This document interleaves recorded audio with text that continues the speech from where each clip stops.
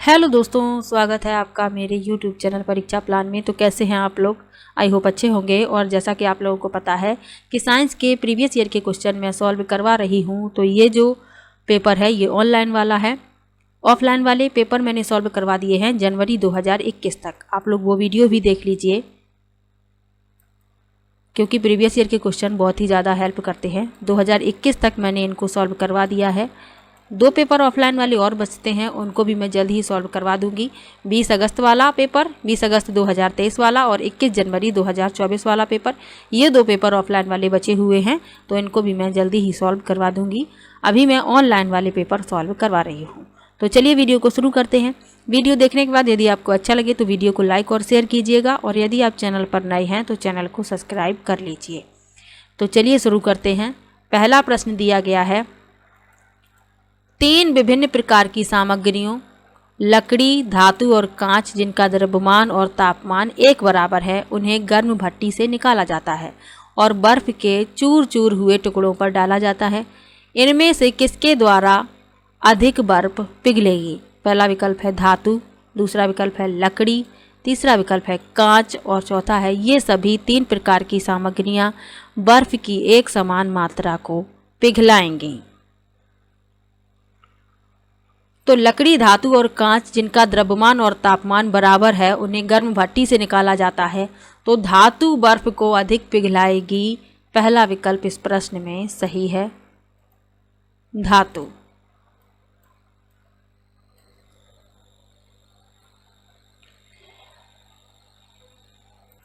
अगला प्रश्न है, आपको 3 परख नलियों में गुलाबी रंग का गुड़हल के पुष्प का विलयन दिया गया। आप पहली परख नली में विलयन ए की 2 बूंद डालते हैं और उसका गहरा गुलाबी रंग हो जाता है। आप दूसरी परख नली में विलयन बी की 2 बूंद डालते हैं, पर रंग में किसी तरह का परिवर्तन नहीं होता। आप तीसरी परख नली में विलयन सी की कुछ बूंदें डालते हैं तो हरा रंग हो जाता है। विलयन ए, बी, सी की प्रकृति की पहचान करें। तो गुड़हल के पुष्प का विलयन दिया गया है, ये प्राकृतिक सूचक होता है। तो आपने परख नली ए में विलयन डाला है और उसका रंग कैसा हो गया है? गुलाबी। और दूसरी में डाला है तो कोई रंग में परिवर्तन नहीं हुआ, और तीसरी परख नली में हरा रंग प्राप्त होता है। यानी कि ए अम्लीय विलयन है, बी उदासीन विलयन है और सी क्षारकीय विलयन है। यानी कि तीसरा विकल्प इसमें सही है। गुड़हल का पुष्प का विलयन है, अम्लीय विलयन में गुलाबी रंग देता है, उदासीन में कोई परिवर्तन नहीं होता है और क्षारकीय विलयन में हरा रंग देता है। तीसरा विकल्प इस प्रश्न का उत्तर है। अम्ल और क्षारक के बारे में आपको क्या याद रखना है? अम्ल स्वाद में खट्टे होते हैं और ये खट्टे फलों में पाए जाते हैं। ये नीले लिटमस पत्र को लाल कर देते हैं। क्षार का स्वाद कड़वा होता है। ये साबुन की भांति प्रतीत होते हैं, यानी साबुन के जैसे लगते हैं। यदि इन्हें पानी में मिलाकर हाथ से रगड़ा जाए तो साबुन जैसा प्रतीत होता है। और ये लाल लिटमस को नीला कर देते हैं। अब सूचक क्या होते हैं? तो सूचक रसायन या प्राकृतिक पदार्थ होते हैं जो अम्ल और क्षारक की उपस्थिति में रंग परिवर्तित करते हैं।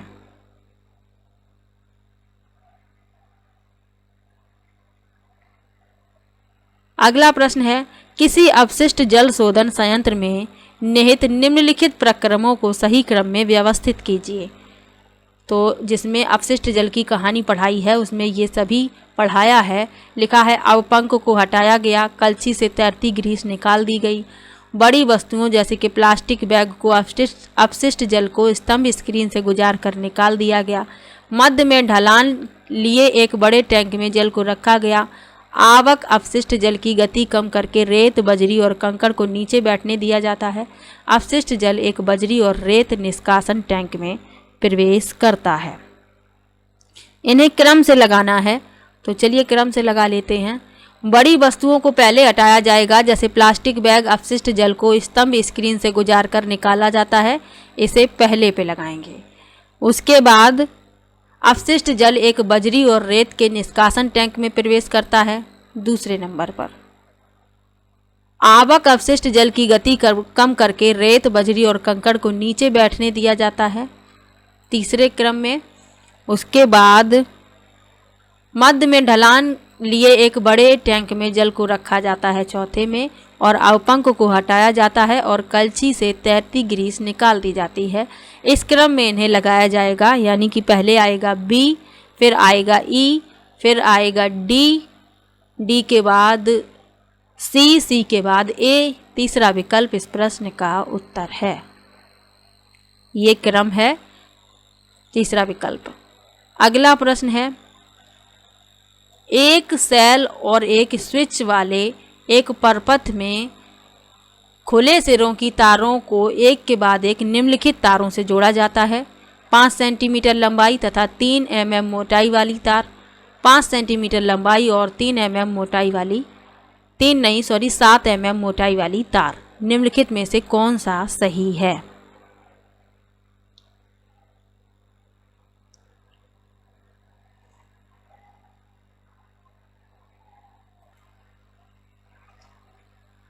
तो इसमें ए में अधिक ऊष्मा उत्पन्न होगी। 5 सेंटीमीटर लंबाई तथा 3 mm मोटाई वाले तार में अधिक ऊष्मा उत्पन्न होगी। ए इसमें सही है, क्योंकि विद्युत धारा प्रवाहित करने वाले तार में उत्पन्न ऊष्मा की मात्रा तार के प्रतिरोध पर निर्भर करती है। पहला विकल्प इस प्रश्न में सही है। अगला प्रश्न है, R1 में लिखा है बिना बुझा हुआ चूना जल के साथ अभिक्रिया करके बुझा चूना उत्पन्न करता है। R2 दिया गया है बुझा हुआ चूना कार्बन डाइऑक्साइड के साथ प्रतिक्रिया करके चूना पत्थर उत्पन्न करता है। R1 व R2 के संबंध में निम्नलिखित में से कौन सा सही है? तो बिना बुझा हुआ चूना जल के साथ प्रक्रिया करके बुझा चूना उत्पन्न करता है, तो ये हो गई संयोजन प्रतिक्रिया। और बुझा चूना कार्बन डाइऑक्साइड के साथ प्रतिक्रिया करके चूना पत्थर उत्पन्न करता है। दोनों ही संयोजन प्रक्रिया हैं। पहला विकल्प इसमें सही है।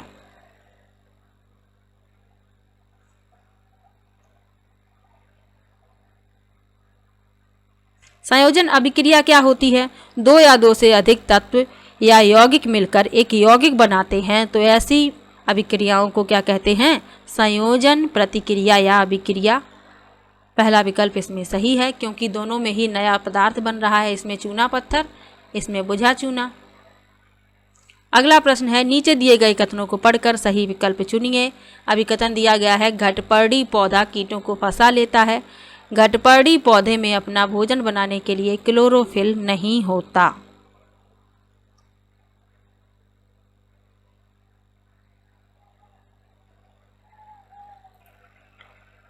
तो इसमें अभिकथन सही लिखा हुआ है, कारण इसमें गलत लिखा हुआ है। घटपर्णी पौधे में अपना भोजन बनाने के लिए क्लोरोफिल नहीं होता, ये गलत है, क्योंकि वे प्रकाश संश्लेषण करते हैं, यानी उनमें क्लोरोफिल होता है, और अन्य छोटे जीवों को खाते हैं ताकि उनके पोषक तत्व विशेष रूप से नाइट्रोजन वे प्राप्त कर सकें। इसीलिए ये छोटे कीड़े मकोड़ों को खा जाते हैं। इसमें ए सही है, आर गलत है। तीसरा विकल्प इसमें सही है। अगला प्रश्न है, शिखा ने सूक्ष्मदर्शी की सहायता से एक पत्ती की निचली सतह का अवलोकन किया। उसने वहां अनेक छोटे छोटे छिद्र देखे। ये छोटे छोटे छिद्र क्या हैं? पहला विकल्प है सिराएं, दूसरा विकल्प है रंध्र, तीसरा विकल्प है मध्य सिरा, और चौथा है लवक यानी प्लास्टिड। तो जो छोटे छोटे छिद्र हैं, ये छिद्र होते हैं रंध्र। दूसरा विकल्प इसमें सही है। अगला प्रश्न है, ए, बी और सी रिक्त स्थानों को भरिए। लवण का नाम लवण प्राप्त किया गया। मैग्नीशियम नाइट्रेट, इसमें अम्ल HNO3 प्राप्त किया गया, यहाँ ए फिल करना है। पोटेशियम सल्फेट, यहाँ भी ए, बी फिल करना है, यहाँ सी फिल करना है। तो चलिए देखते हैं। तो यहाँ भरेंगे MgOH का होल ट्वाइज, और बी में भरेंगे KOH यानी पोटेशियम हाइड्रोक्साइड। पहले में भरेंगे मैग्नीशियम हाइड्रोक्साइड, और कैल्शियम नाइट्रेट CaOH का उल्टा। यहाँ सी में भरेंगे नाइट्रिक अम्ल HNO3। यानी कि चौथा विकल्प इसमें सही होगा, क्योंकि मैग्नीशियम नाइट्रेट के लिए नाइट्रिक अम्ल HNO3 यहाँ पर दिया गया है और लवण आमतौर पर अपना धातु भाग क्षारक से प्राप्त करते हैं। क्षारक में Mg होना चाहिए। इस प्रकार मैग्नीशियम हाइड्रोक्साइड यहाँ भरेंगे, यहाँ पोटेशियम हाइड्रोक्साइड और यहाँ नाइट्रिक अम्ल। चौथा विकल्प इसमें सही हो जाएगा। अगला प्रश्न है, एक विद्यार्थी एक दीवार पर दूरस्थ इमारत की छवि को उत्पन्न कर एक उत्तल लेंस की लगभग फोकस दूरी का पता लगाने का प्रयास कर रही है। उसे दीवार पर धुंधली छवि दिखाई दे रही है। स्पष्ट छवि प्राप्त करने के लिए उसे क्या करना चाहिए? पहला है लेंस को दीवार से दूर हटाना चाहिए। दूसरा है लेंस को दीवार की ओर खिसकाना चाहिए। तीसरा है लेंस को इसकी स्थिति के आधार पर या तो दीवार से दूर या दीवार की ओर खिसकाया जा सकता है। और चौथा है उत्तल लेंस द्वारा दीवार पर कोई छवि प्राप्त नहीं की जा सकती। तो उसे दीवार पर धुंधली छवि दिखाई दे रही है तो उसे लेंस को स्थिति के अनुसार स्थिति के आधार पर या तो दीवार से दूर या दीवार की ओर खिसकाया जा सकता है। तीसरा विकल्प इसमें सही है।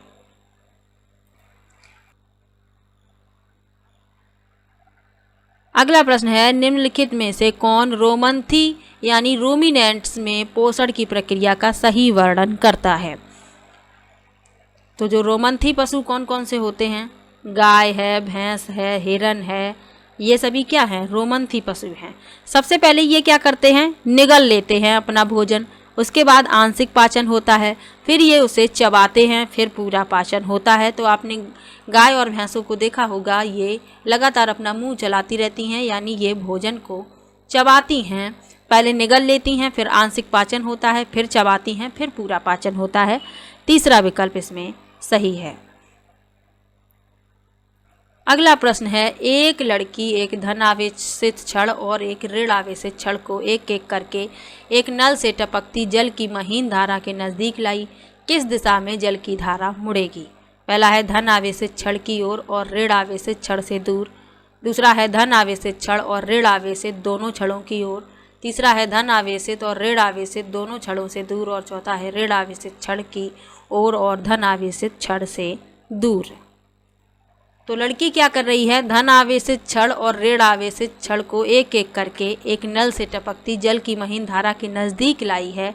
तो किस दिशा में जल की धारा मुड़ेगी? तो धन आवेशित और ऋण आवेशित दोनों छड़ों की ओर। दूसरा विकल्प इसमें सही है, क्योंकि जल एक द्विध्रुवीय अणु है, यानी जल एक द्विध्रुवीय अणु है जिसका एक धनात्मक सिरा और एक ऋणात्मक सिरा होता है। इसीलिए जो जल की धारा है धन आवेशित और ऋण आवेशित दोनों छड़ों की ओर मुड़ेगी। अगला प्रश्न है, ए और बी क्या हैं? ए धरती में जल के रिसने की प्रक्रिया। बी भौम जल स्तर के नीचे कठोर चट्टानों की परतों के बीच भंडारित भौम जल। तो धरती में जल के रिसने की प्रक्रिया अंतःस्यंदन और भौम जल स्तर के नीचे कठोर चट्टानों की परतों के बीच भंडारित भौम जल यानी जल भर। तो ए विकल्प इसमें सही होगा, अंतःस्यंदन और जल भर। अगला प्रश्न है, परागण के संदर्भ में निम्नलिखित में से क्या सत्य है? लिखा है इसमें पराग का पराग कोश से बीजांड पर स्थानांतरण होता है। दूसरा है इसमें पराग का पराग कोश से अंडाशय पर स्थानांतरण होता है। तीसरा है इसमें पराग का पराग कोश से वर्तिकाग्र पर स्थानांतरण होता है। और चौथा है इसमें पराग का वर्तिकाग्र से पराग कोश पर स्थानांतरण होता है। तो परागण के संदर्भ में सही कथन पूछा गया है, इसमें पराग का पराग कोश से वर्तिकाग्र पर स्थानांतरण होता है। तीसरा विकल्प इसमें सही है। परागण क्या है? परागण वह प्रक्रिया है जहाँ परागकण उसी प्रजाति के परागकण से वर्तिकाग्र में स्थानांतरित हो जाते हैं। यानी कि जो परागकण होते हैं नर युग्मक या शुक्राणु कोशिकाएं और उसी प्रजाति के परागकण यानी कि फूल के मादा भाग में स्थानांतरित हो जाते हैं। तीसरा विकल्प इस प्रश्न में सही है। अगला प्रश्न है, चरण ए दिया गया है, कॉपर सल्फेट पाउडर और गर्म जल की अल्प मात्रा में सल्फ्यूरिक अम्ल की कुछ बूंदें डाली गई। चरण बी, उपरोक्त को ठंडा करने पर नीले रंग के क्रिस्टल पृथक हो गए।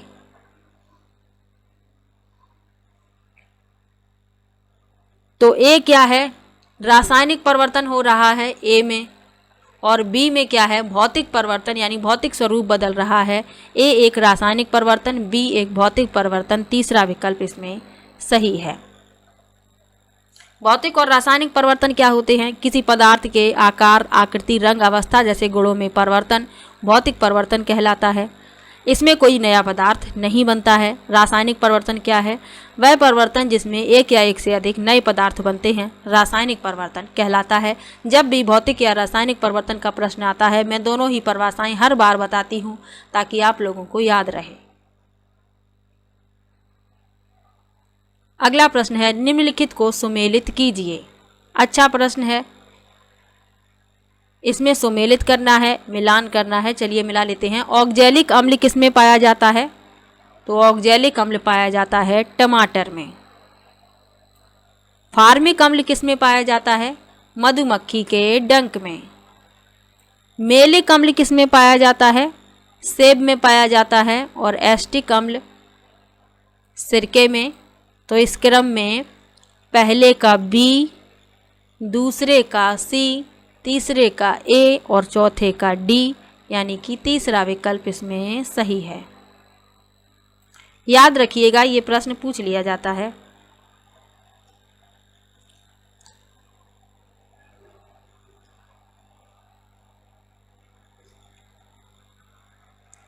अगला प्रश्न है, नीचे दिए गए कथनों को पढ़िए, सही विकल्प का चयन कीजिए। S1 किसी तार के तारों को कसना उससे ध्वनि उत्पन्न ध्वनि का तारत्व कम करता है। S2 है, ध्वनि का तारत्व तार के तनन पर निर्भर करता है। तो इसमें लिखा है कि किसी सितार के तारों को कसना उससे उत्पन्न ध्वनि का तारत्व कम करता है। तो तारत्व कम नहीं करता बल्कि तारत्व को बढ़ाता है। पहला तो गलत है। ध्वनि का तारत्व तार के तनन पर निर्भर करता है, ये सही है। S1 असत्य, S2 सत्य, तीसरा विकल्प इसमें सही है। अगला प्रश्न है, भारी व्यायाम के दौरान अवायवीय श्वसन होता है। अवायवीय श्वसन के दौरान क्या उत्पन्न होता है? पहला विकल्प है oxygen, alcohol, carbon dioxide, lactic अम्ल। तो अवायवीय श्वसन के दौरान लैक्टिक अम्ल उत्पन्न होता है, केवल डी इसमें, यानी कि चौथा विकल्प इसमें सही है। अगला प्रश्न है, एक शिक्षक ने तांबे के तार के लंबे टुकड़े को एक लोहे की कील पर कुंडली के रूप में लपेटा। परपथ पूर्ण करने के लिए तार के खुले सिरों को स्विच के रास्ते एक सेल से जोड़ा।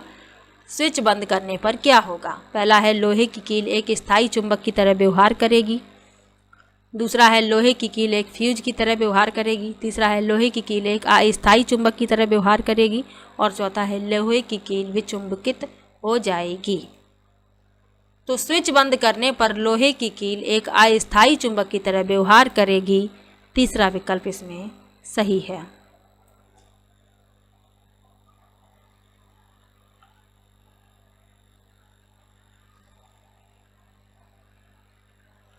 तो जब स्विच बंद हो जाता है तो तार की कुंडली के माध्यम से विद्युत धारा प्रवाहित होगी।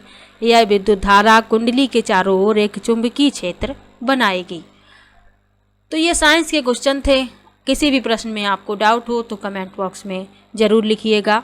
मिलते हैं नेक्स्ट वीडियो में, और वीडियो को लाइक और शेयर कीजिएगा। बहुत मेहनत लगती है एक वीडियो को बनाने में। तो चलिए मिलते हैं नेक्स्ट वीडियो में।